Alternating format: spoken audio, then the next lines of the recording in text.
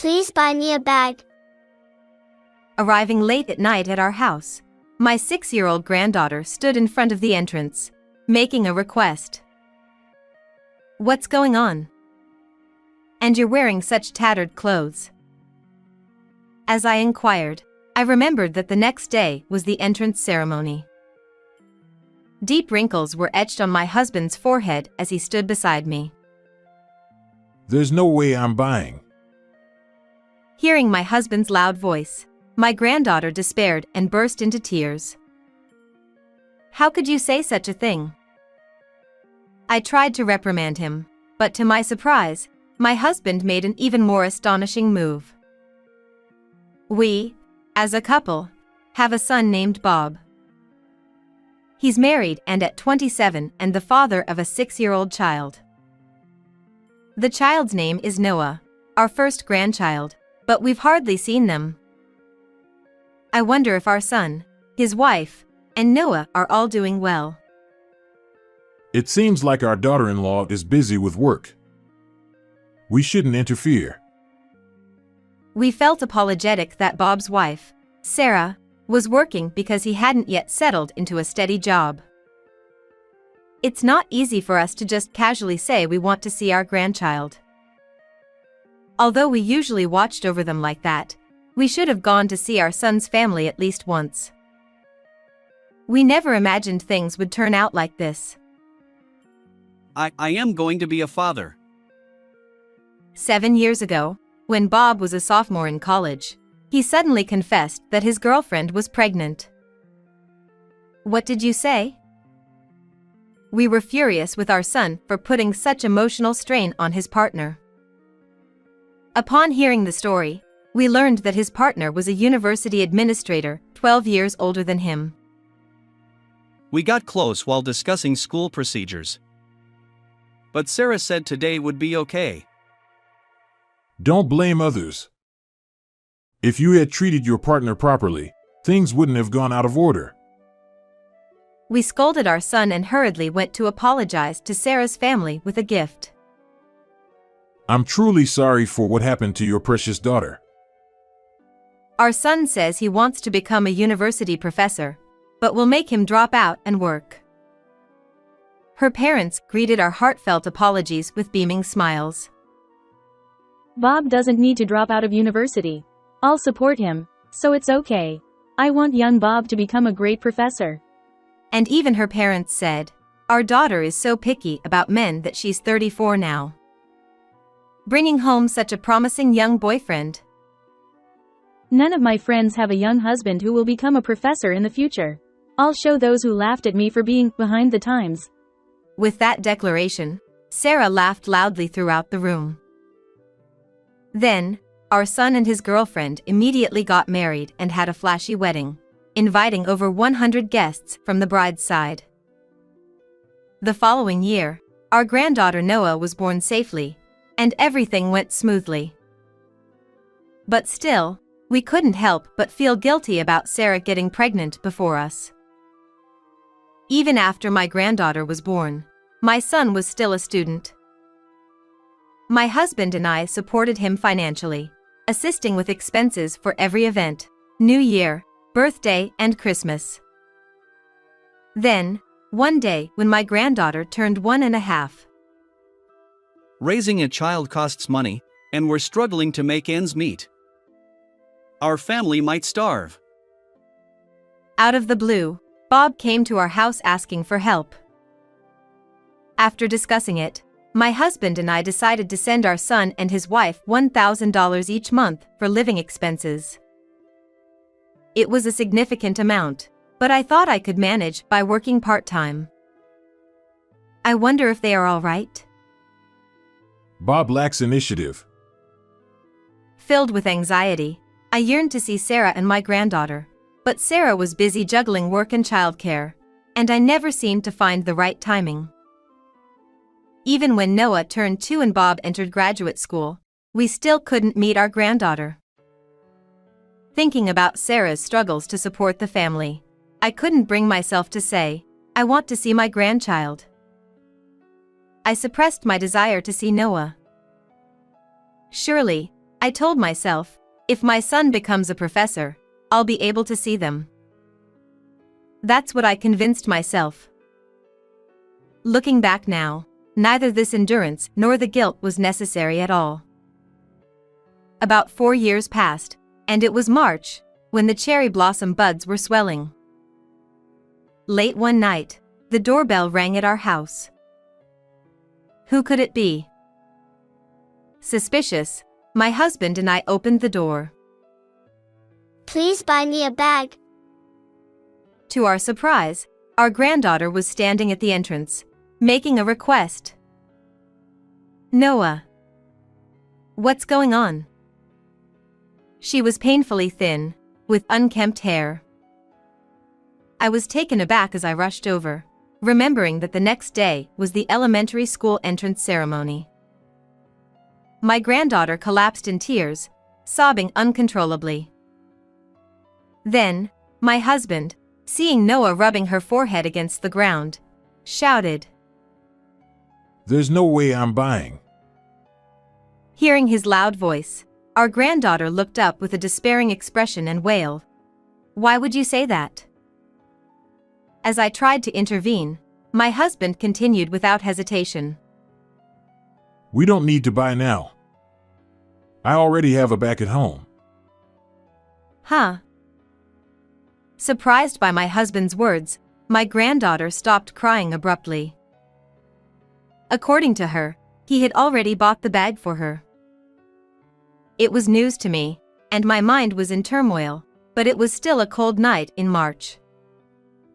Let's go inside anyway, it's getting cold. I invited Noah into our home and decided to listen to her situation. Mom and Dad said if I asked Grandpa and Grandma, they'd get me a bag. After finishing the hot milk I offered, my granddaughter, whom I hadn't seen in a long time, told me everything that had happened. For example, she had never received any gifts since she was born. Her parents went out every night, leaving her alone at home. She was always dressed in the same clothes. She didn't have clothes or a bag for the entrance ceremony. They gave me an entrance celebration gift, but I didn't use it. They're squandering the money we gave for our granddaughter. This is outrageous. As we trembled with anger, our granddaughter responded with a bewildered expression. Mom and Dad said, Grandpa and Grandma are stingy and won't give us presents. If you want a bag, ask them. What the hell? My husband, perhaps at the peak of his anger, got up suddenly and went upstairs to the study. Seeing this, my granddaughter looked bewildered. I'm sorry, maybe he got angry thinking about Noah. As I tried to reassure my granddaughter, he came downstairs in a hurry. Oh, he's such a busy person. Wait, huh? Looking at my husband, he had a bag in his hand. Moreover, it was a lavender-colored bag with cute flower embroidery. Grandpa, is that? Yes, indeed. I've had it for a while. Noah ran to her grandfather and hugged him. He explained that he had fallen in love with the bag he saw on his way home from work and made an impulse purchase.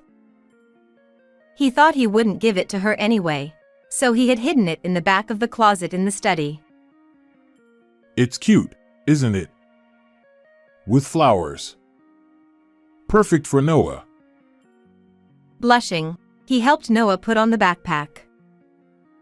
Come to think of it, I fell in love with this man's awkward kindness. I couldn't help but smile and look at Noah. Thank you. My granddaughter jumped for joy, but in the next moment, she uttered a terrifying word with an innocent face. If you ask like this, Grandpa and Grandma are like ATMs. ATMs? I couldn't believe my ears when I heard the words coming out of my 6-year-old granddaughter's mouth. Yeah, Mom and Dad always say that.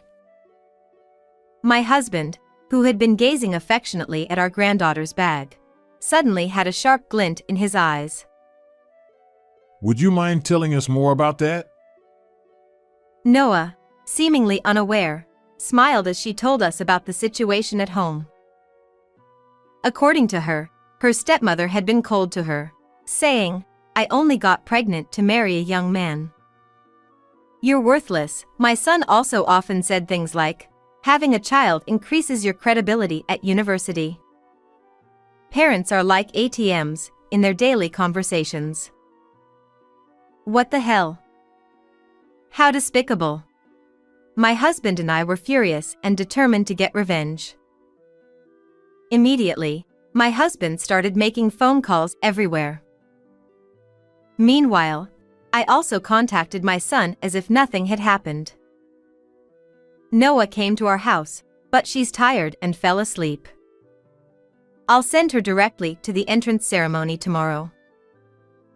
Bob seemed momentarily flustered, but sensing that I wasn't suspicious, he quickly relaxed. Thus, preparations were underway to teach our son and his wife a lesson. And then came the entrance ceremony the next day. Noah said she didn't have proper clothes, but since she had bought a dress requested by Sarah 2 months ago, she wore that and left the house. When we met up with my son and his wife in front of the elementary school, I immediately broached the subject. "Sarah, you've done a wonderful job raising our granddaughter, despite your busy work schedule.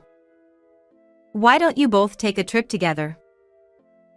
Husband, Bob has graduated from graduate school and become an associate professor this spring. When I handed them a 5-day trip voucher and a brand name bag, my son and his wife's eyes lit up with joy. In fact, on the night Noah visited our house, my husband hastily made travel reservations to separate our son's family from our granddaughter. It was a sudden plan, and we were worried if it would work, but they immediately called the university and lied, saying our child is hospitalized and got time off. "Don't worry, I'll take care of Noah while you're away." As I smiled and hugged my granddaughter, they were already preoccupied with thoughts of the trip. And as soon as the entrance ceremony was over, they left on their trip, leaving their granddaughter behind. Have fun, but remember, hell awaits you. I squeezed my granddaughter's hand tightly, renewing my determination. And a week later, my son and his wife returned home with beaming faces. My husband and I welcomed them as they came to pick up Noah. "Did you enjoy your last trip of your life?" To my question, Bob and Sarah looked puzzled. Last trip? What's going on all of a sudden? They entered the house, still giggling, and sat down on the living room chairs. What's going on is our line. Starting with my husband's words, I laid out the credit card statements in front of them. The usage history included purchases of brand name bags, accessories, dinners at luxury hotels. Their extravagant spending was evident. When I went to your house to get Noah's change of clothes, everything was left out on the table. It was an extravagant display of luxury when I saw it. Seemingly realizing they were in trouble, my son and Sarah exchanged glances. Well, maybe it's something we bought for a friend. That's impossible.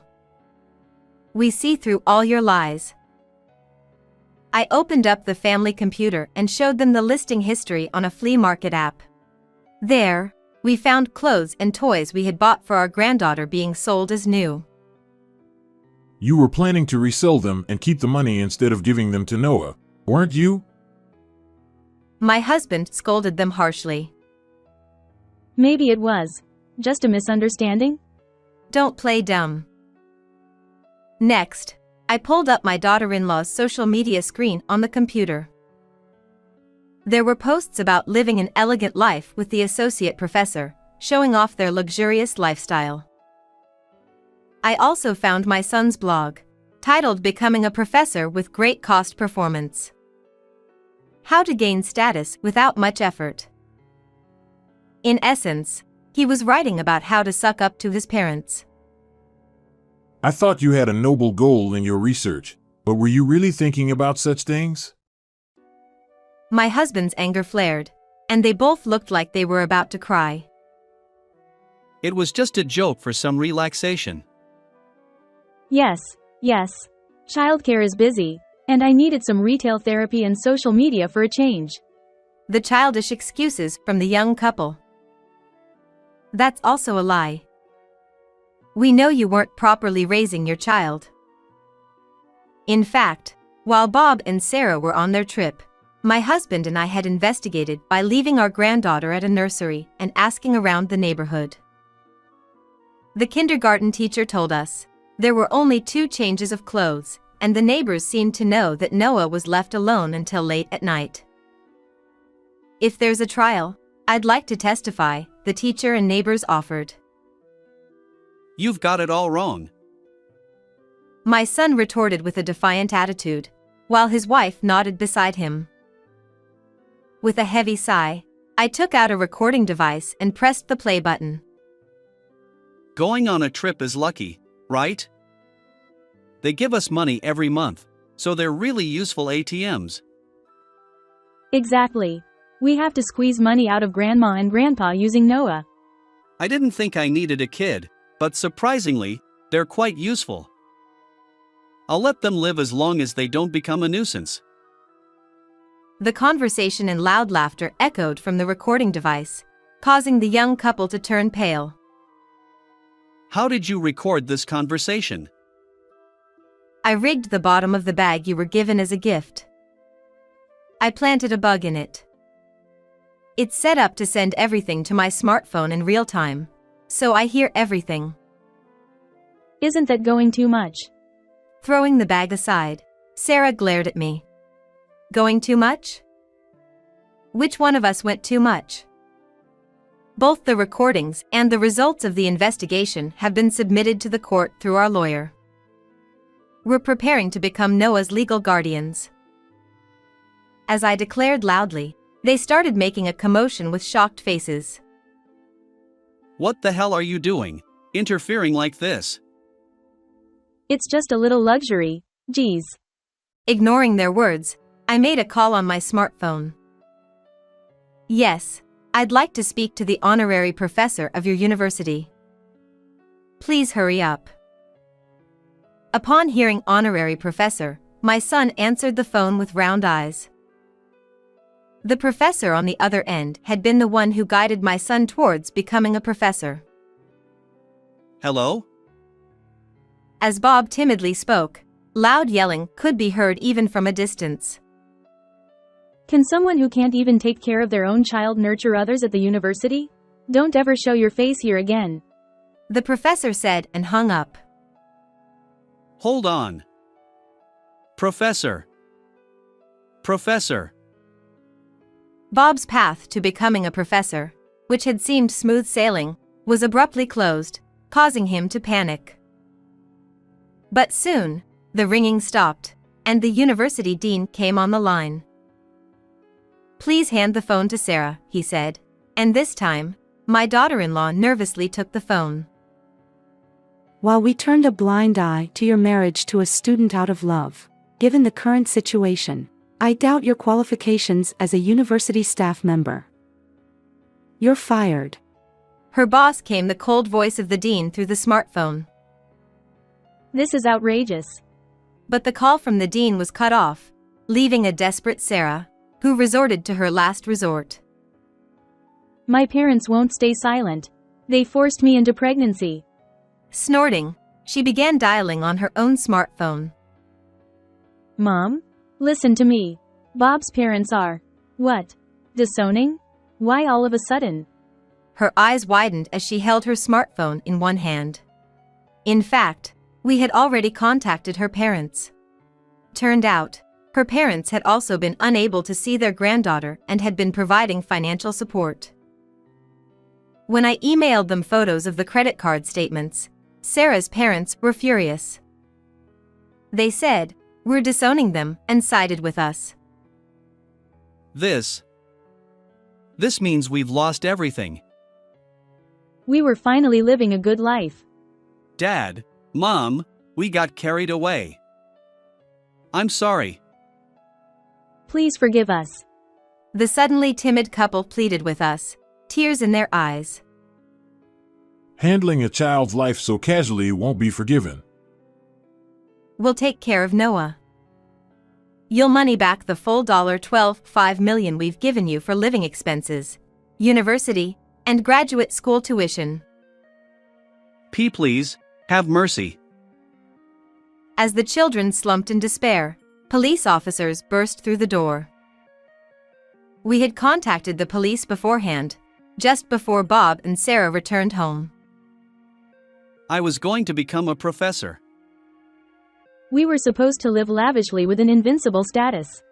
The sobbing couple was taken away in a police car, leaving only falling cherry blossoms behind. Subsequently, they underwent trial. With no support from Bob's or Sarah's families and having lost their friends, even if they were released from jail, they had no one to rely on. It's clear they'll have to go into debt to repay the $12.5 million. But it's all their own fault, and I have no sympathy for them. Left with no one to help them, they'll spend each day living in fear. On the other hand, Noah is thriving. My husband finds joy in selecting clothes and bags for his granddaughter. I love you, Grandpa, Grandma. I'll continue to protect her radiant smile like blooming flowers. How did you like this story? Don't forget to subscribe to the channel. Finally, the old fart has passed away. I've grown tired of waiting. Oh, you're no longer needed either. Just leave the condolence money and go quickly. During the funeral of my father-in-law, my mother-in-law, who had burdened me with the sole responsibility of caring for him, uttered these words. My husband, who had been too busy with work to involve himself much in caregiving issues, remained silent. If my father-in-law were alive, he would have been on my side, but now I have no allies. I've decided to sever ties with this family. As I contemplate this, my husband slowly stands up. I am a 29-year-old housewife living with my parents-in-law. My husband and I got married 2 years ago, and we began living with my parents-in-law last year. This was because shortly after our marriage, my father-in-law was diagnosed with cancer. Actually, it seems quite advanced. Dad seems to have noticed changes in his body for quite some time, but he kept quiet because he didn't want to be a bother. Huh? Is that true? Yeah, according to the doctor, it's already in the late stages. Even if he starts treatment now, it's too late, and he probably won't live much longer. When I heard this news, it hit me like a shock, as if it were about myself. My father-in-law had dedicated himself to his work, held a respectable position within the company, and cared deeply for my husband and mother-in-law. Knowing all this about him, I was too shocked to find any words. But we didn't have time to indulge in such emotions. The issue of caring for my retired father-in-law arose. He retired from his job because it became difficult to work anymore. About the caregiving, to be honest, I want to be the one to do it. But since Dad doesn't have a job anymore, I can't just quit my job here. That makes sense. Of course, I'll ask Mom for help too, but I want to live at home from now on. Mom also wants us to spend our last moments together as a family. That includes you too. My husband had wanted to take care of his father himself, considering all the care his father had given him over the years. However, if my husband quit his job, we would lose our source of income. Yet, we couldn't leave the caregiving solely to my elderly mother-in-law. So, we ended up living with my in-laws. Since getting married, I've been treated well by my father-in-law, whom I deeply respect as a person. So, I've always wanted to help him in any way I can. Besides, my mother-in-law considers me part of the family and expressed her wish for us to spend my father-in-law's final moments together. Honestly, I feel really sorry for causing trouble at the very end. I'll do what I can on my own. So please don't burden yourself too much. Please rely on me for anything I can help with. That's why I moved here. Thank you. My father-in-law expressed gratitude. From that day on, our caregiving life in my in-laws' home began. During the first month, we managed our caregiving duties smoothly. I actively participated, but gradually, changes started to occur in our routine. Take care. Have a good day at work. Thanks. I'll try to come back early. Take care of Dad, okay? Before marriage, I used to make my own lunch, so it wasn't that hard. However, preparing separate breakfasts for my frail father-in-law and mother-in-law, and cleaning the considerably larger house compared to the apartment I lived alone in, proved to be much more challenging than I anticipated. The most difficult part was dealing with my mother-in-law. The breakfast today wasn't that tasty. Did you take shortcuts? No way. No, I didn't. You did, didn't you? Are you making the same menu as that old fart? Old fart? My darn husband. Seems like you're making easy-to-eat meals for him because he's weak. But they're bland. I told you to make my breakfast separately. Didn't I? Of course, I've been making separate meals. I apologize if it didn't suit your taste. I'm letting you live here without paying rent. So I expect you to work a bit harder. As my daughter-in-law, you need to pull your weight. Ah, yes. At first, my mother-in-law was supportive and really kind. However, as I got used to this lifestyle, she gradually stopped helping with household chores and caregiving, and started criticizing what I did. I never thought she would resort to such behavior, so I was surprised by this change, but the frequency of her behavior resembling bullying was increasing. Well then, I'm going out. Take care of things today, okay? Wait, where are you going? Where? Just to a tea party.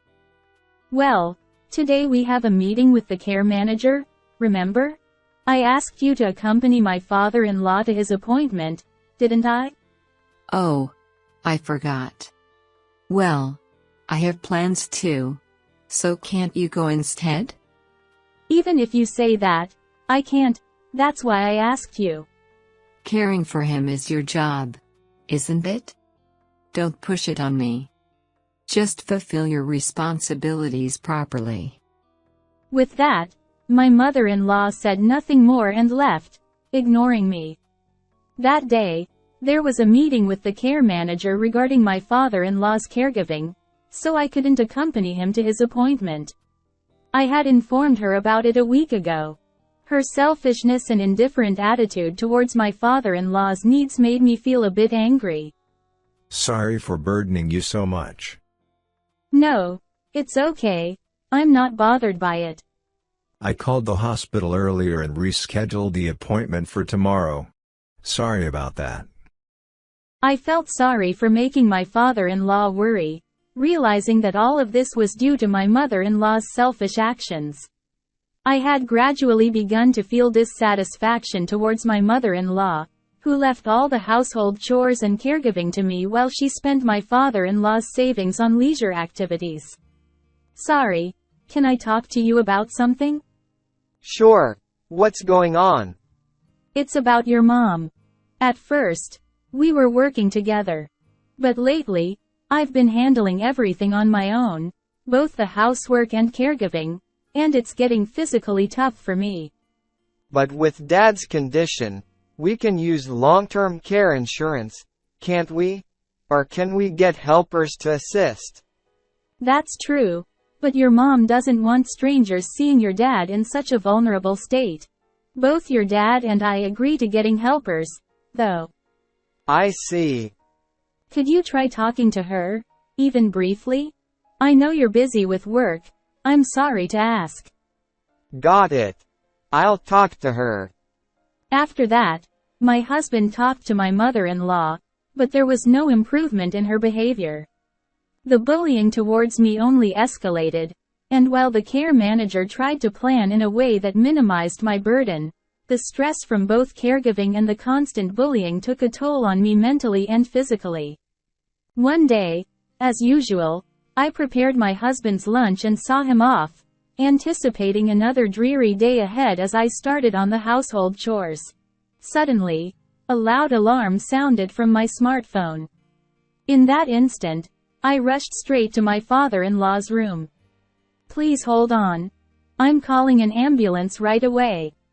The monitoring camera in my father-in-law's room alerted my phone, but he had collapsed and lost consciousness.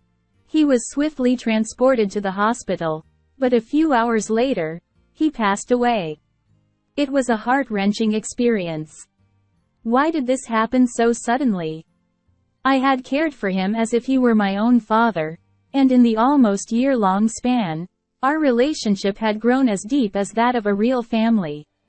I broke down on the spot, tears streaming down my face. Memories of conversations with my father-in-law and the moments we shared flooded my mind, intensifying my sorrow even further. However, I had no time for crying. I had to deal with funeral arrangements, contacting relatives, and managing other tasks, keeping myself occupied amidst the busy days. Then, on the day of the funeral. Can you come here? I need to talk to you. Sure. Now that old fart is gone. So you're of no use anymore. Can't you just leave after giving your condolence money? What? I only wanted you as a caregiver. You're no longer needed. The moment I heard these words from my mother-in-law, my patience snapped. What the hell do you mean I'm not needed anymore? Don't make me repeat. You were just a caregiver. Wasn't this discussed when we talked about moving to my parents' house? I heard you saying you wanted to spend the last moments with your family, including me. That's ridiculous. I thought of giving you a chance since I heard you were a hard-working woman. But now you're of no use. Yeah, she's no longer needed. Let's get rid of her. That's too harsh. I never expected my husband to betray me at this critical moment.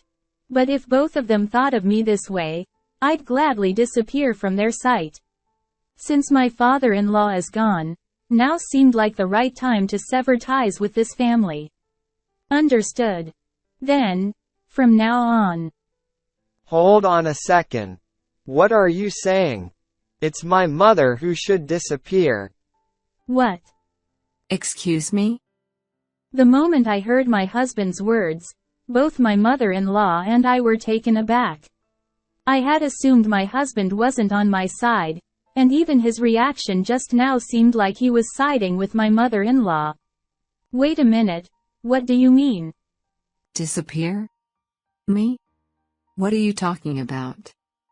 I mean, now that Dad's no longer with us, you're no longer needed as well.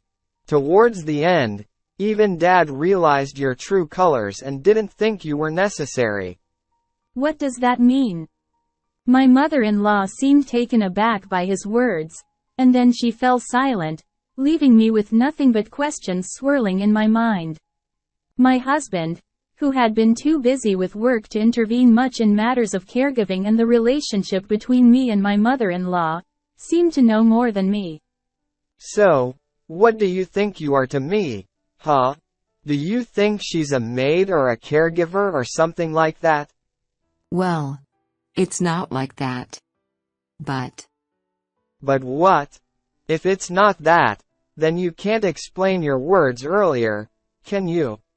Well, you see, I knew that she was after his inheritance. That's why. Even though I thought she had some ulterior motives while caring for him so diligently, I decided to keep using her until the end. You're avoiding eye contact, but you better tell the truth. Look, I know everything. You were talking bad about Dad right in front of him, weren't you? Huh? Did you think Dad, who needed caregiving, wasn't mentally aware? You were casually chatting on the phone with your tea party friends right in front of him, talking about my wife and all. Dad apparently heard everything. It was just a week ago when he talked to me about it. I thought I had to handle it. I shivered as I heard my husband's confession. I remembered that my mother-in-law and father-in-law shared a room, but I never imagined she'd talk bad about me in front of him. Dad spent most of his days in the bedroom, and my mother-in-law usually only confronted me when we were just two. So, I wondered if Dad didn't truly understood her nature. Occasionally, she'd cancel accompanying him to appointments, or her true colors would show in front of him, but those were rare occurrences. Seriously, Dad only had cancer. He didn't have dementia or anything. He knew all about how you were treated, all your bullying. Yet what? While you gallivanted around while your husband was terminally ill, how could you even say such a thing? Well, it's, a misunderstanding. Well, whether that was a misunderstanding or not, the fact remains you've been cornering my wife with your bullying. Dad even told me about it. He was planning to divorce you soon. Look at this. He had divorce papers ready. What's that about? And about my wife being after the inheritance? Don't make me laugh. You're the one who saw Dad as a cash cow, right? I was shocked when I saw the balance of his savings. How much did you spend?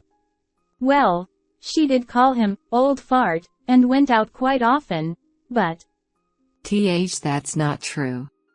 Let me explain. Well, I think you just used up Dad's savings for your own pleasure. For an old hag like you to spend so much money, what on earth were you spending it on? Well, Dad was planning to divorce you, and he made it clear that there wouldn't be any inheritance for you after he passed away. So, you're no longer needed. You don't even have to come to the funeral. Huh? Wait a minute.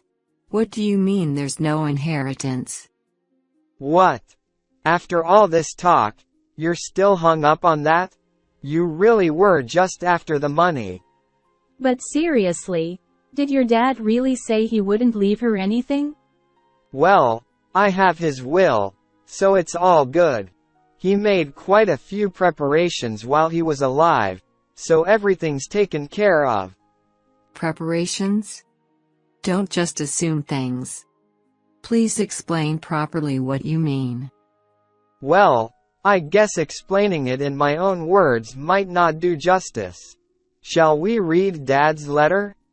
With that, the husband took out a white envelope from his breast pocket and slowly began to read his father's letter. Firstly, I want to express my gratitude to my proud son. Thank you for supporting me despite your busy schedule. And to my daughter-in-law, although we don't have a direct relationship, I am truly grateful for your devoted care. In contrast, to my wife who squandered my assets without care and neglected household chores and caregiving, I won't leave any inheritance.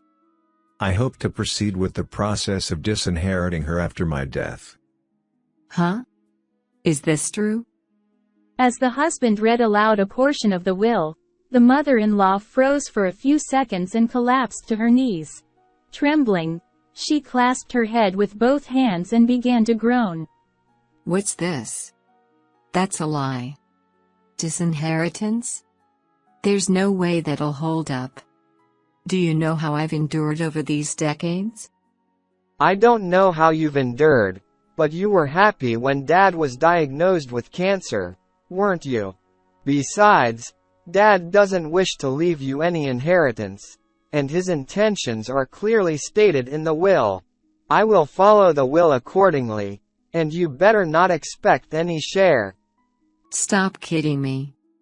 This is unbelievable. Believe it or not, it's true. We have evidence of your mistreatment captured by our home surveillance cameras, and you've spent more than half of our savings since Dad quit his job due to terminal cancer. There's enough evidence to convince the court. But At this point, it seemed certain that my husband could successfully exclude his mother from inheritance rights. Perhaps if she had begged on her knees, the outcome might have been different. However, the mother-in-law only tried to make excuses and showed no signs of apology. Enough already. You've only seen my father as money. He worked diligently for the family, dedicating most of his life to us. However, you chose to betray him in the end. Yes, I heard about you from my father-in-law. He was saddened by the change in you over the years. But to think everything was uncovered. It wasn't so much sadness as it was disappointment, I suppose. that's not it. It was because I've never been allowed to use any money until now. It's just the backlash. Stop lying. Don't play the victim here. If you dare speak ill of Dad any further, I won't forgive you. I don't want to see your face anymore, and you're not the person who should be here for Dad's final farewell. I won't allow you to be at the funeral any longer. Leave right away. After my husband said those words loudly, my mother-in-law trembled visibly, looking surprised, and hastily left the funeral hall.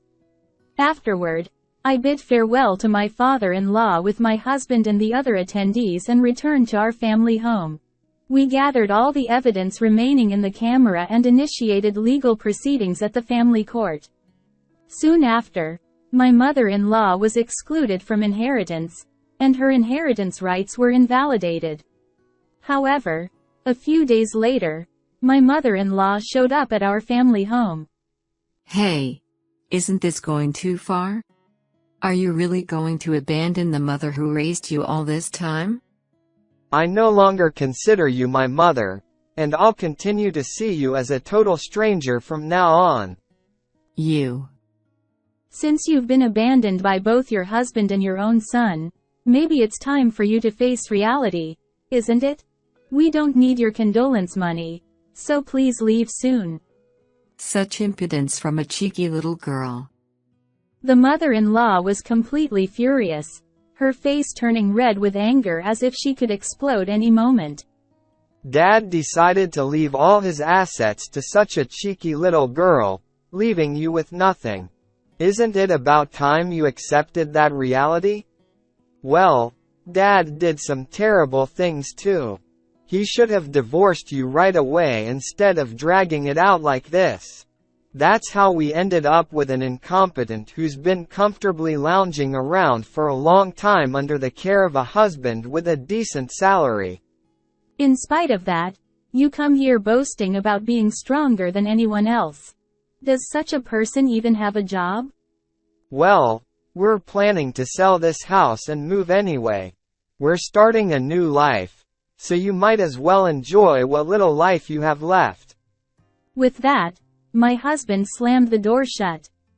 Afterward, despite her banging on the door and making a scene, my husband and I decided to completely ignore her. We ignored all her attempts to contact us, and as we continued to ignore her whenever she came to our family home, gradually, she stopped coming altogether. Then, we sold the family home and used the money as a down payment to purchase a new house. Since the new house is quite far from where we used to live, there's little worry about my mother-in-law showing up uninvited. Well, I can't entirely dismiss the possibility of her hiring a detective to track us down, but she barely has enough money as it is, let alone to afford a detective. After that incident, I heard my mother-in-law tried to find a job to support herself, but of course, there was nowhere willing to hire her. With no prior work experience and having coasted through life as an unproductive elderly woman, there was no place for her to find employment. Besides, it was written in the will like this.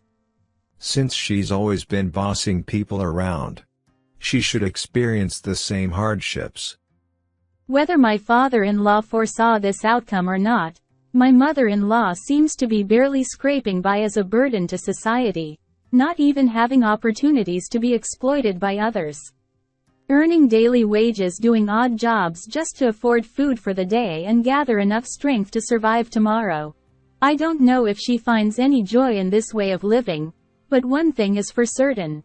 It's that she'll spend the remainder of her short life filled with regret. Betraying others and making decisions based on benefits and drawbacks always leads to such outcomes. Human relationships are not that simple, and what goes around comes around.